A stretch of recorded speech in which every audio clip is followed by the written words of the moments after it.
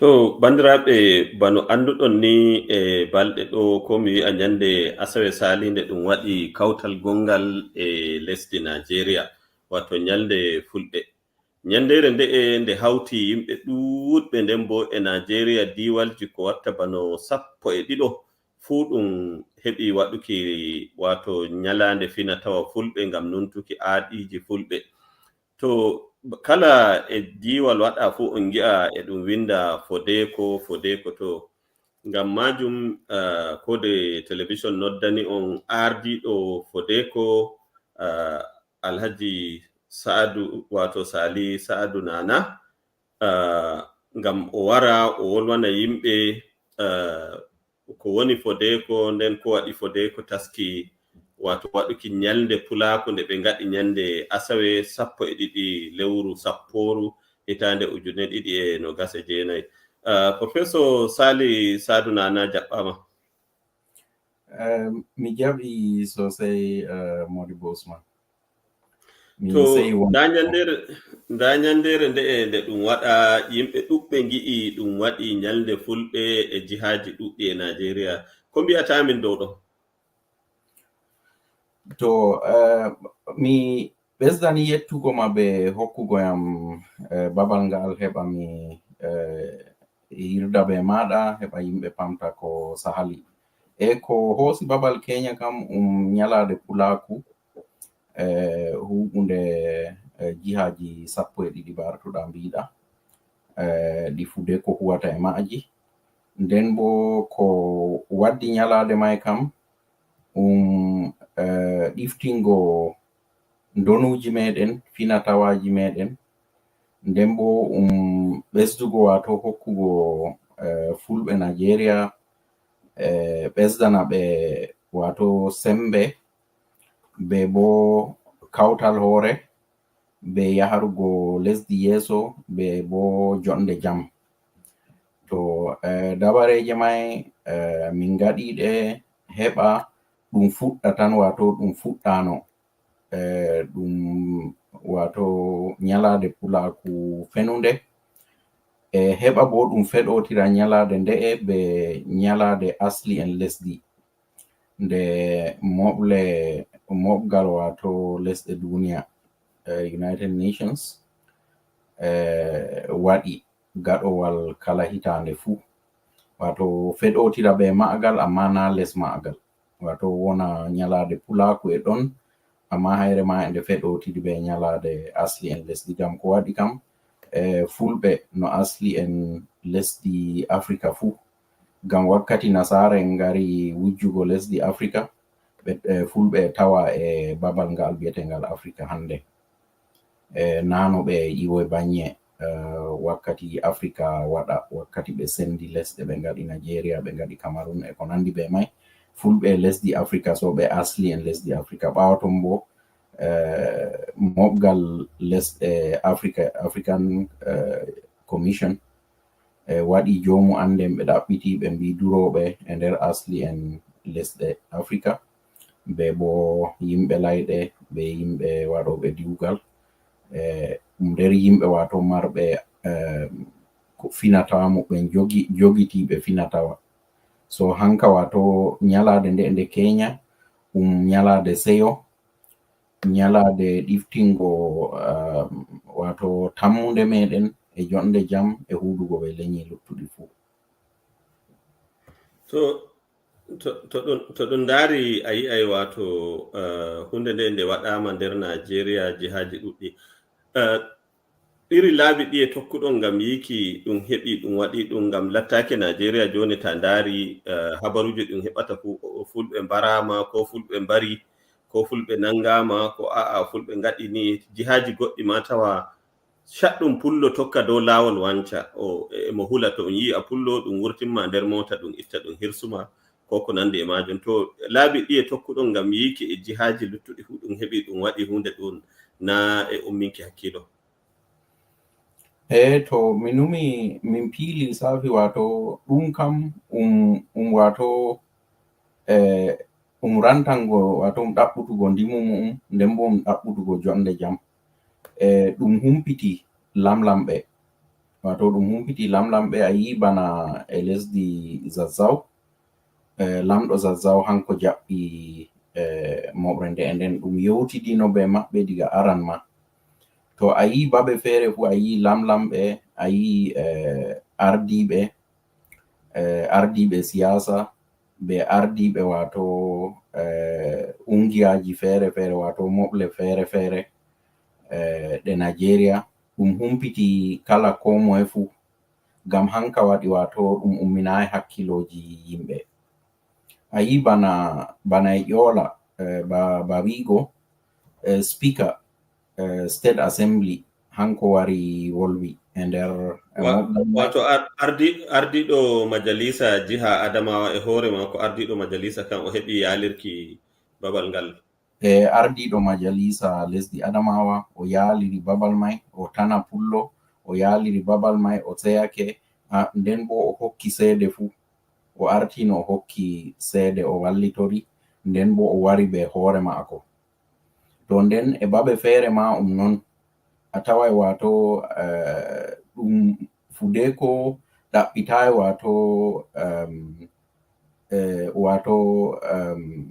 waɗugo hunde be hoore mum tan, en ɗum ɗaɓɓiti kala ko moye fu, diga ardiɓe Fulɓe, diga ardiɓe tana Fulɓe, diga ardiɓe diina, diga ardiɓe siyasa, diga ardiɓe gomnati, diga govino en, diga be ko les maɓɓe fu, be joomu andal en.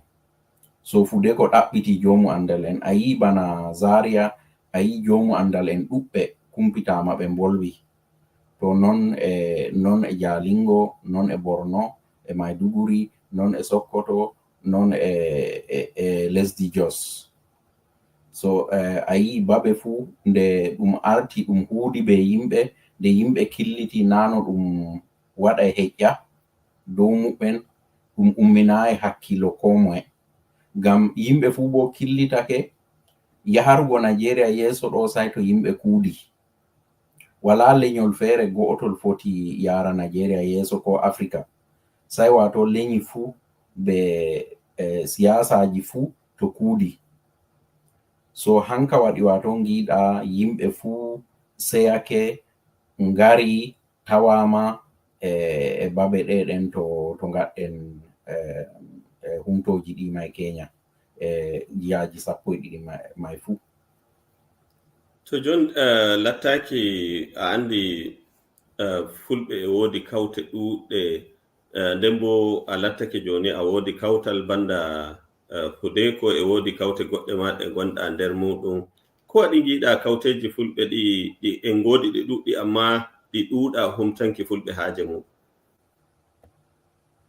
To kawteji Fulɓe no ɗuɗɗe, amma bo ɗe mari saɗirmaji ɗuɗɗi. Wato no saɗirmaji Fulɓe kanji wato ndaaɓi saɗirmaji kawte Fulɓe.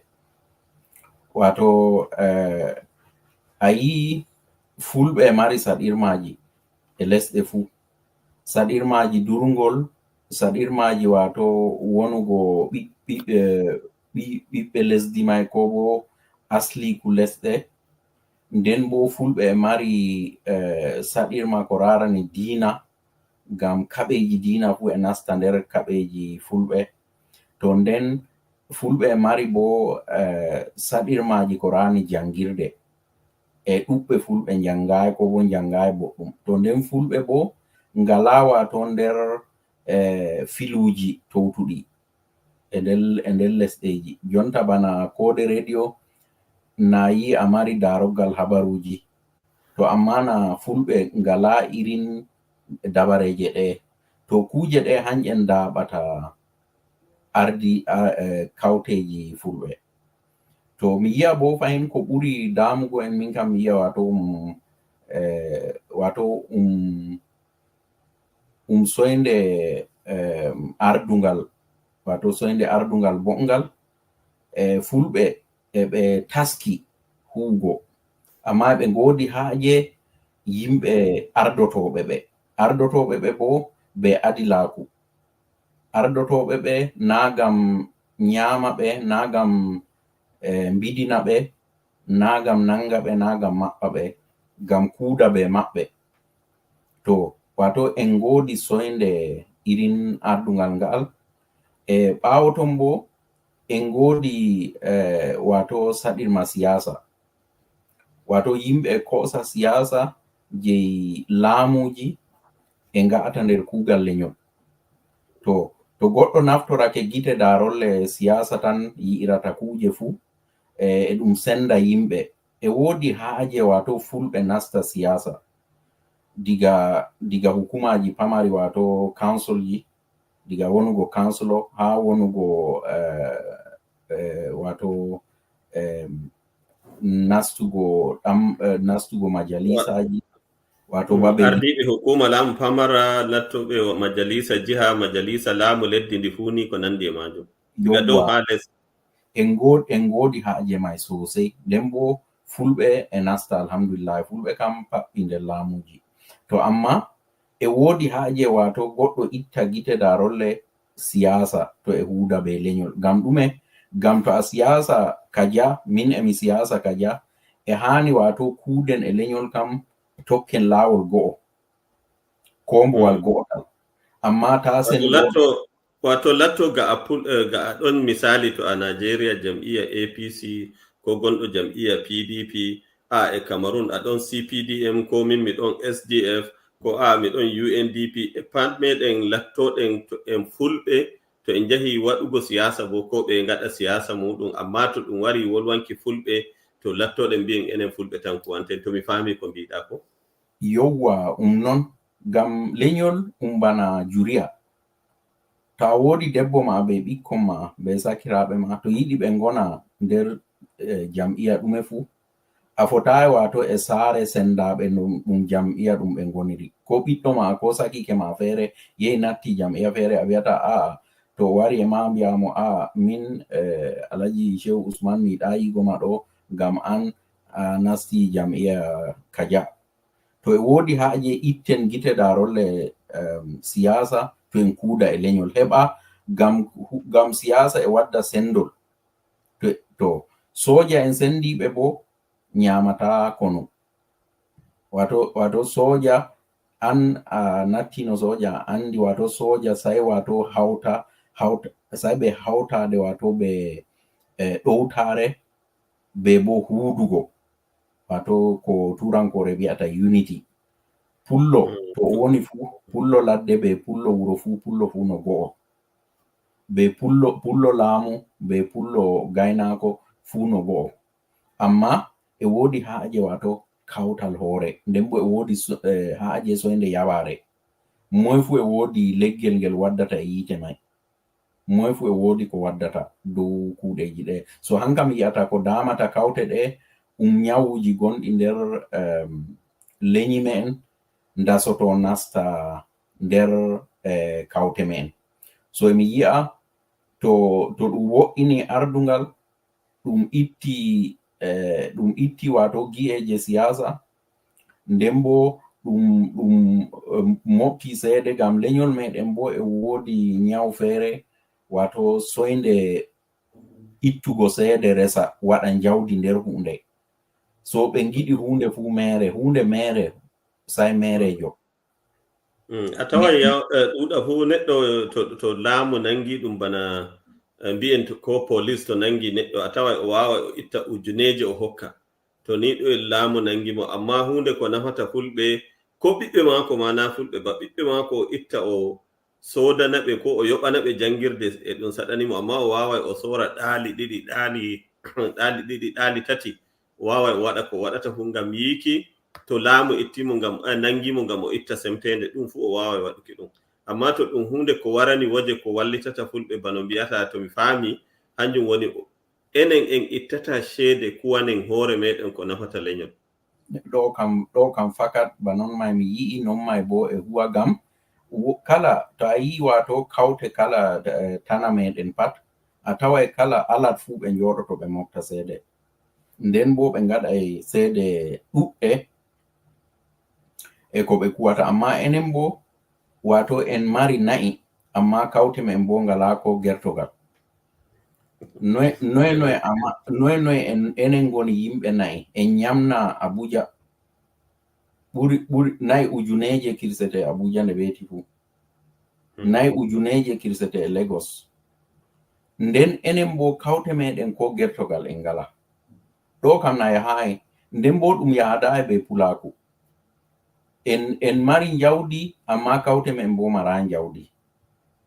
To jawdi wala bo wala ko huwata. So en ngodi nyawma e nasti nder kawte men. Wato ɗum nder lenyol men. To emi yi'a hunde fahinma do'unde kawte meɗen ngam yimɓe temere tan poti kawta kokkan jawdi ɓurndi sembe e kawtal ngal riska ngal waɗana ngal hawta ngal huwana lenyol fuu. Mi foti mi hokkuma alal misal. Jonta fulɓe men ɗuɓɓe paayi konuji ɓe ndiwama babe to ɓe ngoni.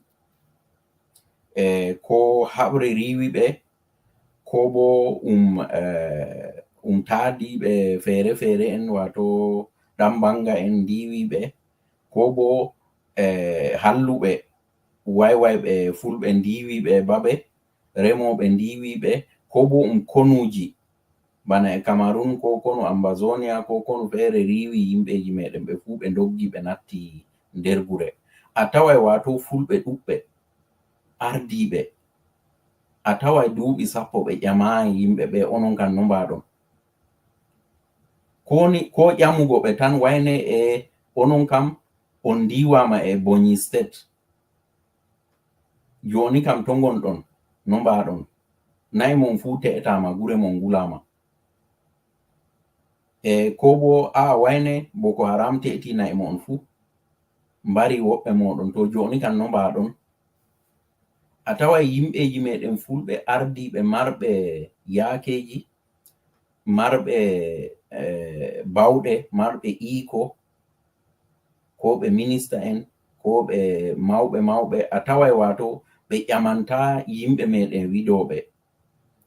To ɓe mballitatako. To banini kam a tawai wato irin non mai sai waɗa yimɓe meɗen kala halluɓe ngari e maɓɓe fuu poti ko osa hakkiloji maɓɓe, ko sanja diina maɓɓe, ko bo ngaɗana ɓe no giɗi fuu. Ngam ɗume? Ngam enen nder lenyol men, enen ardiɓe be enen marɓe yaakeji be joomu andal en, ɗum hubiniɓe. So en ngodi aybe hubingo yimɓe meɗen. Nden ɓaton bo en ngodi aybe wato to goɗɗo feere waɗi aybe sai en giɗi wato kubinen goɗɗo mai ɓilen mo, ngaɗen ɓoggol ɓilen mo. A tawai bo diina wi'ai non. Diina wi'ai wato goɗɗo to no yara e mbal ta accon mo o natta julirde. Diina wi'ai non. Diina wi'i to goɗɗo no yara e mbal on dasai mo, on ɓattinon mo, heɓa no sanjinon mo. To gondaɗo fembete, goɗɗo wondayi be ma kan no sanjirta mo. To joni lenyol men e mari wato saɗirmaji soy wato hubingo yimɓe mum. Nden bo to goɗɗo waɗi aybeyel seɗɗa, jonta yu bana lenyi feere e Naajeeriya, bana lenyol Igbo en e mari kalluɗo ardiɗo halluɓe lesdi Biafra.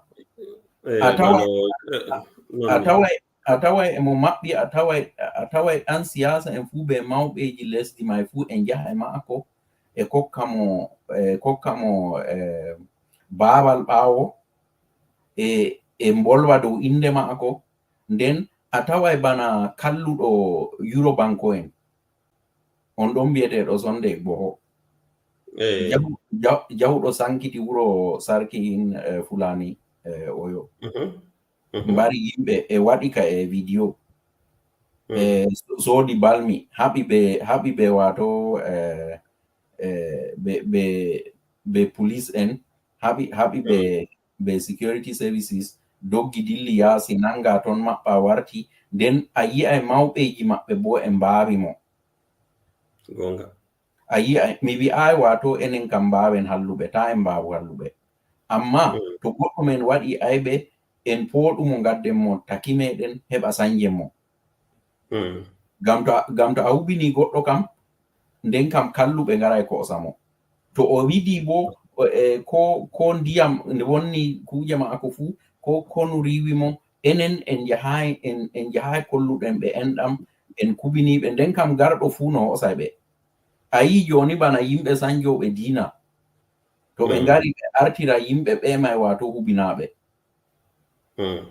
ɓe njaha maɓɓe ɓe mballitoɓe ɓe njara ɓe likita ɓe ƴama ɓe no ɓe mbayi ɓe ngarna ɓe ndiyam ɓe nyiɓana ɓe suuɗi to ko nden kam na sai ɓe ndasa hakkilo maɓɓe sosai ɗo kam no enen bo wato e leñol meɗen e woodi to ŋakkirɗen waɗugo irin kuje baɗeɗen to amma kadin fuuda noon e woodi haɓdoɓe wane nder leñol may wato mi wi'ata wato kala marɓe me en fuu janguɓe me en fuu ɓe ɗume fuu wala ko kuwata a'a kuugal kam yimɓe kaɓda alhamdulillahi amma e woodi wato e woodi ko ŋakki amma bo haɓdoɓe walloɓe leñol me en ardiɓe fulɓe jonta musamman ba fulɓe elite en adamawa ɓe mballitake fulɓe wane wato fulɓe bana fulɓe janguɓe ke giɗɗa yuki bano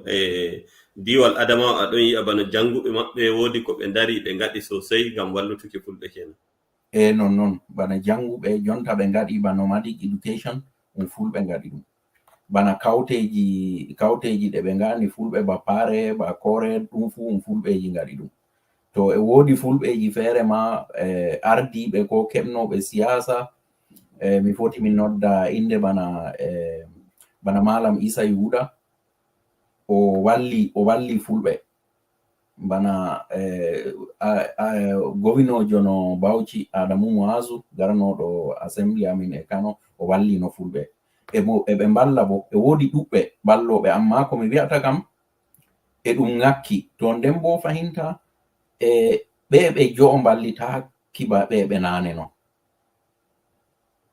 ɓe wannoɓe no medic education ngaɗi kuje luttuɗe ɓe kaɓi no haɓre sosai amma jo'o e woodi ko ɗum ŋakkiri wakere ɗon to e woodi yimɓeji kam e ardi lamlamɓe kaɓda janguɓe kaɓda amma e ɗum ŋakki ni wato enɗam e ŋakki wallinde e ŋakki kawtal hoore bo e ŋakki ngam to fulɓe kawtayno hoore kam hande africa kam wala ko en pota ngaɗen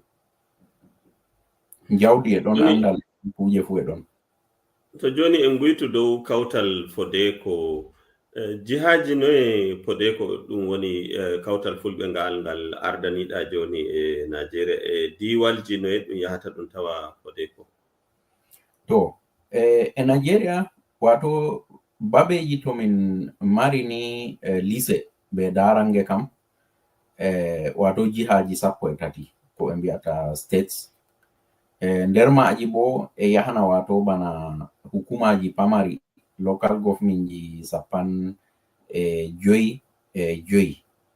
min mari lycée wato ɗum kam babe to FUDECO mari lycée mari darange mari ardiɓe amma kadin FUDECO e mari memba en wonɓe Lagos FUDECO e mari memba en wonɓe Port Harcourt e mari memba en wonɓe gure feere amma ɗe ngala lycée FUDECO tawo ko waɗi min ngaɗa lycée may bo ngam min giɗi ɗum iwira les ɗum fara dow wato min giɗa min gara min gadda iko diga dow ɗum tigga ɗum awa hunde nde fuɗayi wato awdi kam to a awa ndi fuɗa sai awa ndi e lesdi awgo awdi e asama waɗata so mi waɗi slowing down ko bo mi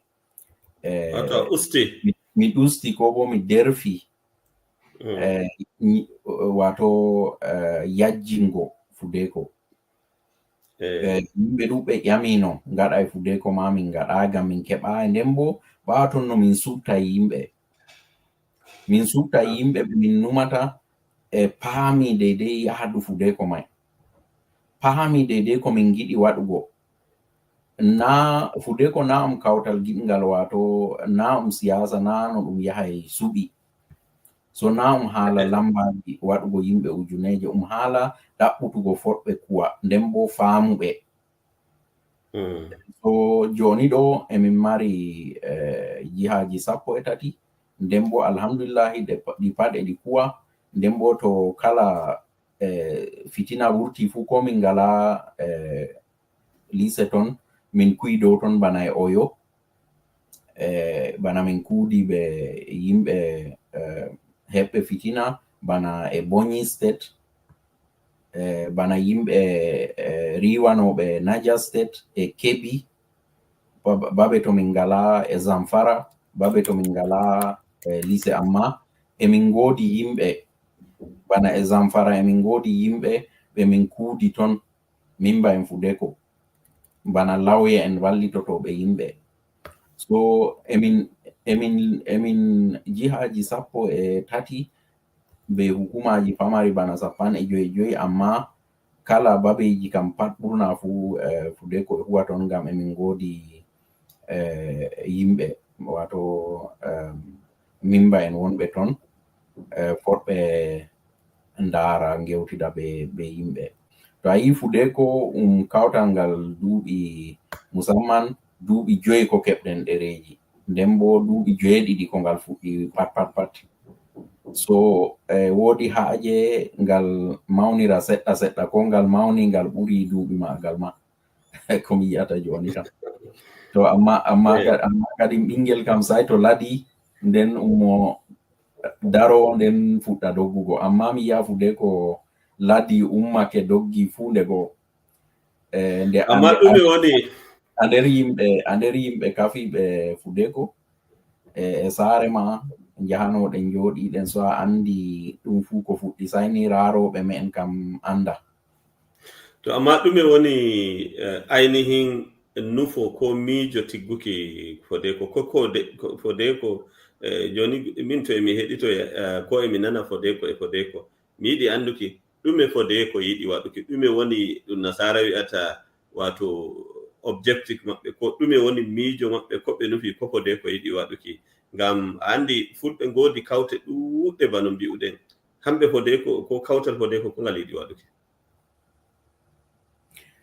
Ɗo kam tabbiti FUDECO kam wato ko waɗana kam yahargo leñol men yeeso Naajeeriya, nden bo ɗaɓɓutugo adilaku dow yimɓe mbareteɓe, yimɓe wato waɗanteɓe kuuɗe kalluɗe e Naajeeriya, ɗaɓɓitango ɓe wato adilaku, nden bo huudugo ɓe yimɓe wato nyiɓana ɓe wato sembe be sautu, wato ɓesda sautu fulɓe Naajeeriya warta ɓe mbolwana hoore maɓɓe, ɓe kuwana hoore maɓɓe, wato na FUDECO e huwana ɓe, wato FUDECO e huuda be maɓɓe. So FUDECO no watta kam ɗum turankore wi'ata wato building collective agency, wato nyiɓugo yimɓe wato ɓe mara sembe sanjugo jonde maɓɓe, ɓe keɓta to yimɓe kawti foti sanja jonde muɓɓen. To nder kuje ɗe FUDECO waɗirta no tokkirta waɗira non may kam ɗum waɗa liññitol, wato liññitol andal diga duroɓe, wato ta ɗum jooɗo e Abuja nder office ji pewɗi, ko bo ɗum jooɗo nder yola e office ji pewɗi, ko bo e Jalingo ɗum waɗa ka windugo ɗereji dow ko damata fulɓe, amma bo ɗum ƴamayi fulɓe. So FUDECO e waɗa ko ɗum wi'ata participatory action research e turankore, wato irin liññitol kokkowol killitowol yimɓe be kokkowol ɓe wato kokkongol ɓe sembe no ɓe wato dabareje ɓe hikima no ɓe ngaɗirta ɓe sanja jonde maɓɓe. So emin ngaɗa FUDECO e waɗa research may ko bo liññitol may jihaji 8 e lesdi Naajeeriya wakkati ɗum joni, nden bo to waɗi ɗum may e winda patakeji e winda ɗereji andal e yaha e sanja numoji e babeji ɗuɗɗi, kuje bindaɗe dow meɗen ɗe en andano, ngam e woodi joomu andal feere wi'ino koni daɓaaɗi ngala bindowo tariha ma'aji kam nder ma'aji kala ko waɗi e diwgal rawandu fuu gaɗɗo diwgal mai hanyum windata ko yiɗi. Ngam daɓaaɗi no sembiɗɗi kam amma ɗi ngala bindowo tariha ma'aji. Hanka waɗi bindowo mai waɗa winda ko yiɗi fuu ɗi potayi ɗi ngedda. So mi numi sanjugo wato no mboren Nigeria be Fulɓe njoɗori heɓa kuje ɗe ɗum wi'anta en warta enen bindata kuje men. Nden bo en mari hujjaji wato ko ɗum wi'ata evidence ko gewteten mai en gaɗi research en mofti en mbi'a nda kaja lambaji kaja en gaɗa ko gaɗeten.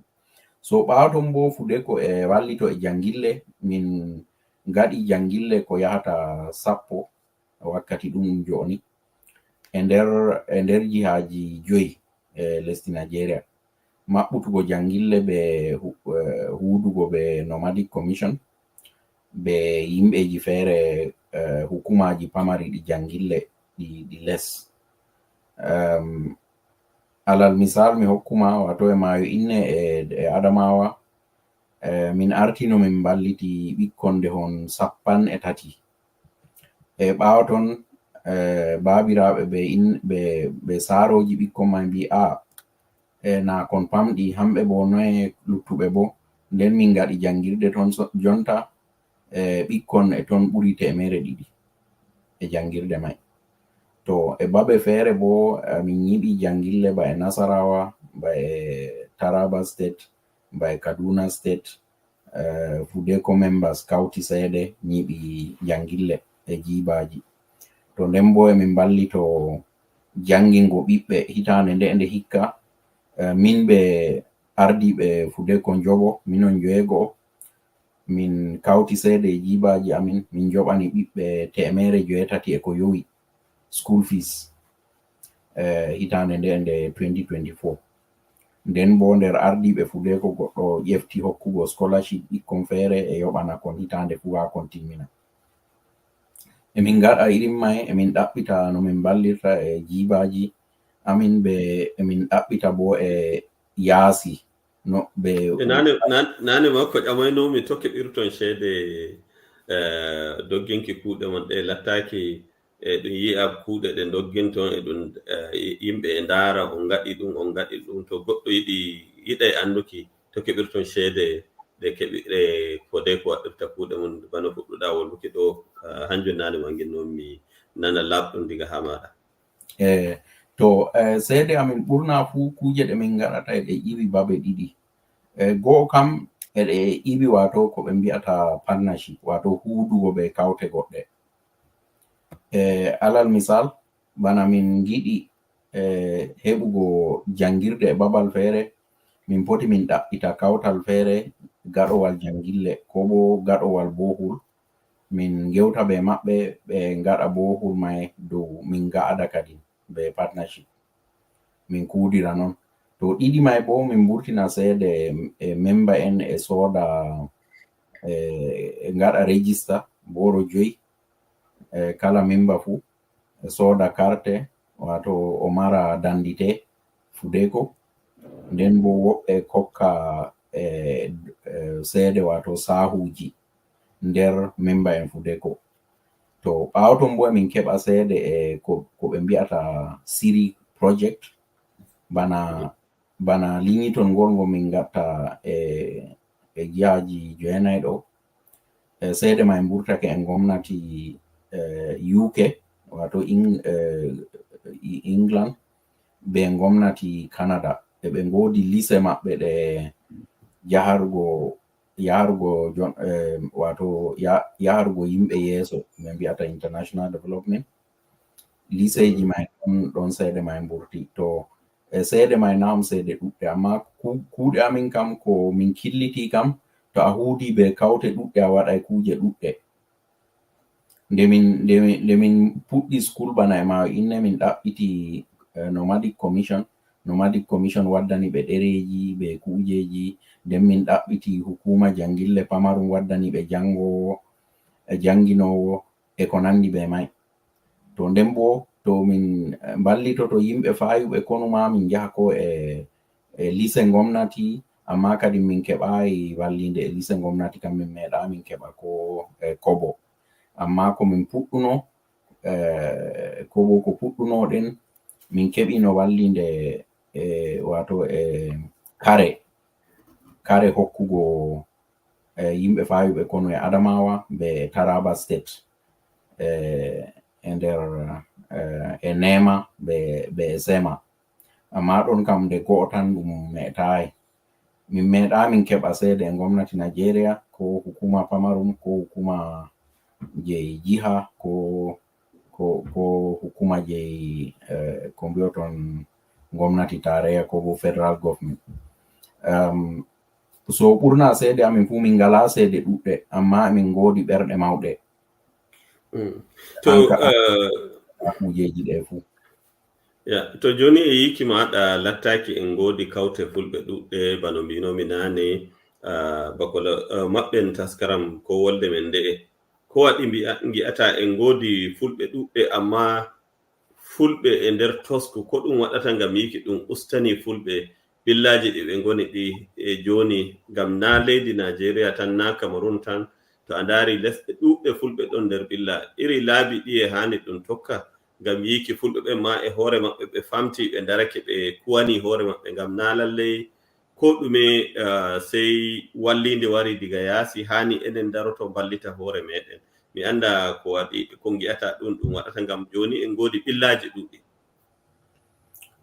To ɓillaji men no ɗuɗɗi, wato kala lesdi ni jaɗa fu a tawa e fulɓe mari ɓillaji.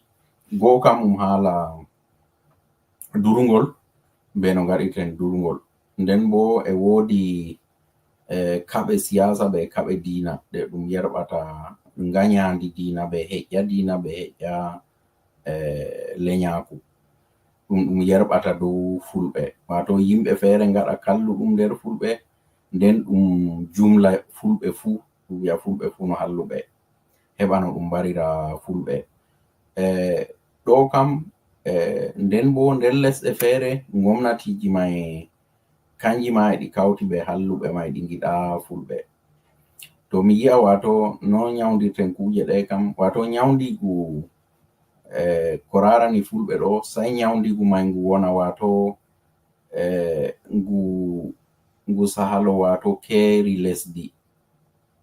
Ngam nyawu may na nder lesdi go'o tan ngu woni. A fota nyawnda wato nguykanayi e Nigeria, a nyawndayi ɗum e Cameroon, a nyawndayi ɗum e Niger, a nyawndayi ɗum e Mali, ko Sudan, ko Chad, ko Benin, nden mbi'a a nyawndi nguykanayi e Nigeria. Ngam nguykanayi e rarani wato ka rarani wato keeri sahaliɗi Nigeria. To nyawu meɗen mango soyde jangirde ɗo ɗum ɓuri kerol go. So nyawuji may sai ɗi ngona wato nyawuji, lekki may sai ki wona lekki wato international, ko bo ko ɓe mbi'ata transborder, wato sahalo kerol lesdi go'o tan. Nden kam holli sai kawteji fulɓe fu kuuɗa, nden bo sai gomnatiji lesɗe ɗe kuuda hanyum en ma, ngam ɓurna kuje fu ko rani bana konuji en ɗo kuugal gomnati, na kuugal kawte bana FUDECO yahugo haɓa halluɓe ko bo itta halluɓe lesdi. Sai wato lesɗe may ɗe kuuda hakkunde maaje, bana Nigeria be Cameroon be Chad be Niger be Mali be Sudan be Benin e Ghana, sai ɗum fu ɗum hawta ɗum huuda. Ɓaawo ton bo nyawndugo nyawuji ko rani mborro'en ɗo, sai itta nganyandi ngonni nder mborro'en, wato sai sanja nganyandi ndi ɓe takkani fulɓe fu, na mborro'en tan, wato fulɓe laamu be fulɓe wuro be fulɓe ladde fu. Ngam hande finore fulɓe nganya e babe fu, to to nganyandi goɗɗi mai e rarani laamuji, e rarani siyasa, e rarani bo te'tugo babe ko ɓe mbiyata land grabbing. ɓe giɗi ɓe itta fulɓe babe ɓe kosa babe mai, so sai ɓe jaha ɓe takkana ɓe kuje feere, ɓe mbiyam haɓre hakkunde duroɓe be remoɓe, nden bo haɓre mai nawam hakkunde duroɓe be remoɓe. alal misal ba haɓre saɓɓal gembu. haɓre saɓɓal gembu sakkitingal 2017 ɗo, ɗan siyasajo yehi waɗi bolle e babal, nden huɓɓi yiite, ɗum waɗi ka warugo fulɓe na nayi goɗɗo je bonni ngesa, na bo remoɓe je e mbara fulɓe. woɓɓe wato yimɓe ɓen jos yimɓe tan ɓe ngala sana'aji ma, so nden ɗum wi'a haɓre hakkunde remoɓe be duroɓe. yimɓe saɓɓal gembu fu e mari ɗereji muɓɓen, e mari bo wato en ngaɗa durugol jamanu. so ko waɗi haɓre mai waɗi kam ko Naajeeriya en mbiyata kabilanci, haala siyasa, haala te'tugo babe, be haala bo diina e nder. so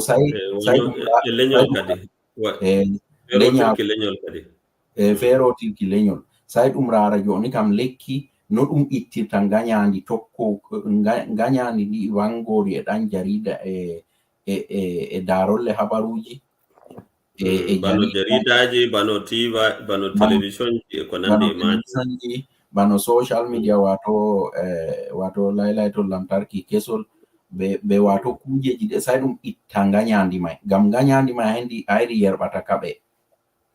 to ndi yerɓi kaɓe bo, kaɓe man jaha sanja nonde, warta joni kam tokkuɗo babal no ɗum ittirta nganyandi fulɓe ndi lattindi. a yi joni bana minon e Naajeeriya ɗum waɗi Boko Haram, wala noddoɓe leñol koole en, ko ngam hamɓe ɓuri ɗuɗuki. ɗum waɗi e joni e ɗum waɗa Boko Haram ɗum timmayi, ɗum andi leñol ɓurgol ɗuɗuki. ta yahi ton bano bolwuɗa nane ɗo ko darani bano hawre Biyafara, a tawa ɗuuɗa fu ɗum leñol gotol andangol, amma a tawata e ɗum nodda leñol maɓɓe e ɗum wiitira ɓe nda leñol maɓɓe watta hunde ɗum.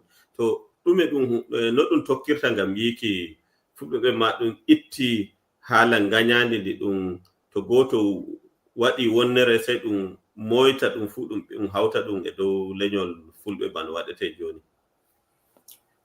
wato sai ɗum waɗa kuuɗe sembiɗɗe dow findingo yimɓe haala wato wolde ko bo karfeje naftorteɗe dow fulɓe, karfeje nganyandi nder habaruji. ɗum naftoro wato sarɗi lesdi. ɓawaton bo ɗum waɗa pindino, nden bo sai ɗum waɗa wato ko ɗum wi'ata campaign. sai ɗum waɗa campaign dow ittugo nganyandi dow fulɓe be ittugo wato bolle nganyandi fu sasat, ngam bolle nganyandi ngaddata konu. so e Naajeeriya wato e wodi haaje kuuɗe sosai dow ma, e wodi haaje waɗugo bana jawdi nder mai, waɗa bana project ji mawɗi ɗi haɓugo wato ɗi wangingo peweji mai, wangina gonga. nden bo ba mbiɗa fulɓe wato e ngoni e Naajeeriya ko yata 1,000,000.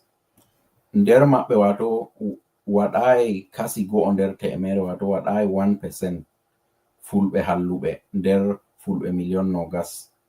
amma bo ɗum hoosi ko halluɓe waɗata ɗum pentake fulɓe fu. to yiɗi a wansa ko a Shehu Usman, ta wansa kam ko a wansa ko a julɗo a ƴiwoy woyla lesdi Cameroon, ɓe mbi'a Fulani. Allah rene waɗoɓe halluɗum ɓe nama 1% ko e nasarere ɗum ɓe mbi'ata 0.1 ma ɓe ngaɗa. tinda to a daari joni ko jihaji ɗi ɗum watta bononda bano Zamfara, bano mbi'en Katsina e Sokoto, ko hamɓe ta yahi a tawai woodi nder waɗoɓe ɗum ɓen, to a limi ɗuɗugo hukumaji laamu famari jiha kan ko diwal ngal, a tawai waɗoɓe ɗum ɓen e nder hukuma laamu famara ngota ɓe ngarayi gotel nder temere, sakko ma to a wolwi fulɓe luttuɓe. ɗo ɗum hunde mawnde nde hani daroɗen. Mi tammi en tefanay ɗum nyandere mawnde nde jottoɗen bolwen dow haala waylutuki ko wonnuki inde fulɓe, ngam na Naajeeriya tan jonta a ndaari e Mali hande fulɓe ɗon torre, to a ndaari e Burkina Faso ɗum torra fulɓe ɓuri ma e leydi kondiye hande no ɗum wontiniri e fulɓe. Ton Cameroon nde Ambazonia waruno ayi non no ɓe koshitiri fulɓe bana e gondi e laamu Yaounde, ko ngam fulɓe bo andama ko Yaounde waɗata, amma pullo gonɗo ladde sai warti hamɓe piyete ɓe garti e ɓe dogga e ɓe ɗacca Cameroon e ɓe nasta Naajeeriya. Mi tammi en daaray wakkati wonde bolwen ndaren bano ɗum ɗum mbiyata campaign ko waytinki ko e yimɓe ko firtuki ko e yimɓe, ngam laabi ɗi hani to en gi'i ɗum wolwi wolde ko wonnata inde fulɓe no hani boɗɗinirende ko nandiɓe e majum. Miɗo yi'a ngam wakkati men ɗum ɗon juuta seɗɗa, en tefanay ɗum wakkati wato en tefanay ɗum nyandere wonde joɗoɗen bolwen. Mi anda ko a woodi goɗɗum ɗum giɗɗa yi'uki yimɓe lattaki kawtal moɗon ngal hangal ardi waɗugo nyalande fulɓe ba nde'e. Mi anda ko woni ko giɗɗa woluki dow iri nyalande fulɓe nde'e, bano misalu mawri ko ɗum yi'ata ko ɗum tammoto waɗuki e ragare bolle maɗa kadi. To mi yettima sosai mal Usman Shehu.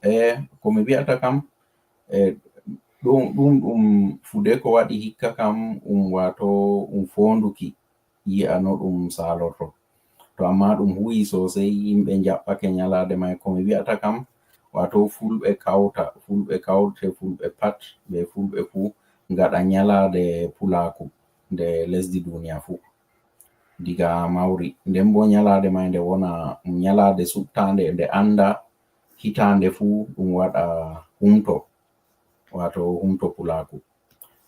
Non ɗo ɗum yahara bo nyalade mai e mobgal lesɗe duniya United Nations, ɗum yarangal e mobgal lesɗe African Union, ɗum yarangal e European Union, mobgal lesɗe Europe. Ɗum andina nyalade nde mai ɗum waɗa nde ton, ɗum waɗa nde yaasi lesɗe be lesɗe Africa fu. Nden bo nde warta wato bana no ɗum waɗita julde e hukumaji pamari, ɗum waɗa julde mai e hukumaji sakaji be jihaji be gomnati wato e lesdi lamorde lesdi fu ɗum warta wato ɗum waɗa humto mai e babeji fu e nyalade mai kam, heɓa ɗum raara boɗɗumji Pulaaku, ɗum raara ko ɗum yiɗi sanjugo, bana ɗum ittugo guykaji, ittugo wato salteɗe ko bo doti ɗum halluɓe nganta fulɓe, ɗum hauta ɗum raara no ɗum yehirta yeeso, no ɗum wo'inirta bo ndonu meɗen ɗum Pulaaku. Nden bo ɗum hauta lesɗe fu. Mi arti mi wolwani kawte goɗɗe mi numa yahugo yeeso ɗum waɗugo nyalade Pulaaku nde lesdi duniya fu. Hanka foti nafa en, ngam Pulaaku kam kala pullo to woni fu to a wolwanimo haala Pulaaku kam wato ɗum wala inɗe fere-fere. To a yi Senegal a wi Pulaaku, a yi Burkina Faso, Mali, ko Faransare ko Inglisre, ɗum hanjum kam ɗum halfere wo'ore. To a wi Pulaaku ko moye andi ko mbiyata. So mi yi'a ɗum nyiɓa dow nasaraku keɓa ɗum e Naajeeriya hikka ɗum FUDECO heɓi. Kawte fu bo kawta jungo, ardiɓe fu kawta jungo, ta mbi'a en godi humto kaja, en godi humto kaja, en godi a'a. Ngam goɗɗo a yehi a maɓɓitay suudu sorugo goɗɗum kam, ngam a tawi yimɓe 100 mari suuɗi sorugo mana a maɓɓitay jema. Woɓɓe warɓe soodai geɗal fowru ƴeŋata lekki, so garɗo soodai ni na sooda e ma'a. So hanka tan mi foti mi wi'a. Mi yettuma bo ɓe wakkati ɗum ko suda e yewtugo be am. To waɗi Modibo Sali Sadu Nana ardiɗo kawtal FUDECO mo laynde ko ɗum andira ɗum adunaru, min getti masin. Min ɗon gela bo mawri to Allah yaari en nyalande fulɓe nde ɓuray hawtugo yimɓe, nde ɓuray bo yaajuki, nde tawetende e Naajeeriya diiwalji ɗuɗɗi e goma nde tawetende e lesɗe Afrika bano mbiɗa haa nde warta ma bano ñalɗe luttuɗe. Min gettima masin, to Allah jaɓi min tammi ñande min fuɗɗiti noddukima min keɓa e njaalindira e ɗo e tana huwanoɓe Koode Radio e Koode Television. Ɗon gi'aymi min gettima masinta, baalen jam. Assalamu alaikum. Mi yetti sosai.